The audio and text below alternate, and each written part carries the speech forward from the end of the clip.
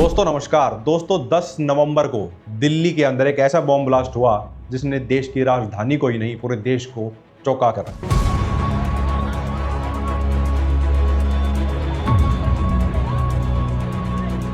जो prime locations हैं हमारे देश की लाल किले जैसी, उस जगह पर ये बॉम्ब ब्लास्ट हुआ। और जैसे ये बॉम्ब ब्लास्ट हुआ उसके बाद से एक बात बड़ी चर्चाओं में है कि ये डॉक्टर मॉड्यूल क्या है, क्योंकि जांच एजेंसियों ने जिस तरीके से एक्सप्लोसिव्स को फरीदाबाद से रिकवर किया और अल फलाह यूनिवर्सिटी का जो चर्चाएं आती हैं, सब के सब इसमें डॉक्टर्स इन्वॉल्व थे। और अब जितनी भी जांच आ रही हैं, जो गाड़ी चला रहा था, जो पूरा एक्सप्लोसिव किया गया, वो भी डॉक्टर था। तो यानी कि एक पूरा डॉक्टर मॉड्यूल के तहत एक ये पूरे के पूरे टेरर एक्टिविटी को अंजाम दिया गया। तो सवाल ये उठता है कि ये नए तरीके से क्या एक डॉक्टर्स मॉड्यूल अब स्थापित करने की कोशिश की जा रही है। दोस्तों जैश ए मोहम्मद जैसे जो आतंकवादी संगठन है, जो पाकिस्तान की सरपरस्ती में पनपते हैं और हमारे देश के अंदर आतंकवादी घटनाओं को अंजाम देने की कोशिश करते हैं,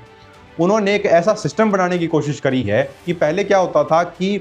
बॉर्डर से पीओके का जो पूरा एरिया है वहाँ से इनफिल्ट्रेशंस होते थे, वहाँ से आरडीएक्स लाया जाता था और फिर भारत में आकर आतंकवादी घटनाओं को अंजाम दिया जाता था। अब ये क्या करने की कोशिश कर रहे हैं कि अपने आतंकवादी संगठन जो इनके हैं उसके अंदर एक पढ़े लिखे का एक वर्ग तैयार किया जाए और उन पढ़े लिखे लोगों से, जो भी इंजीनियर हैं, डॉक्टर्स हैं, उनको केमिकल्स की नॉलेज होती है, उस नॉलेज को ये आतंकवाद के रूप में यूज करना चाहते हैं। यानी कि अब इन्होंने अटैक्स करने के लिए पढ़े लिखे लोगों को एक स्लीपर सेल के रूप में रेडिकलाइज करना शुरू कर दिया है और उस रेडिकलाइजेशन के कारण ही ये ऐसी घटनाएं होनी चालू हो गई हैं। और इसीलिए एक डॉक्टर मॉड्यूल पूरा खड़ा किया गया था, जिसमें जो इसमें एक महिला पकड़ी गई है, जिन्होंने का पूरा रोल था टेरर एक्टिविटीज़ के अंदर, वो एक पढ़ी लिखी महिलाओं को जैश ए मोहम्मद जैसे आतंकवादी संगठनों के साथ जोड़ने के टारगेट के साथ लगी हुई थी। उसका ये पूरा सेटअप था, उसका एक मॉडस ऑपरेंडी था कि उसको महिलाओं को इस पूरे गिरोह के अंदर एक तरीके से जोड़ना है।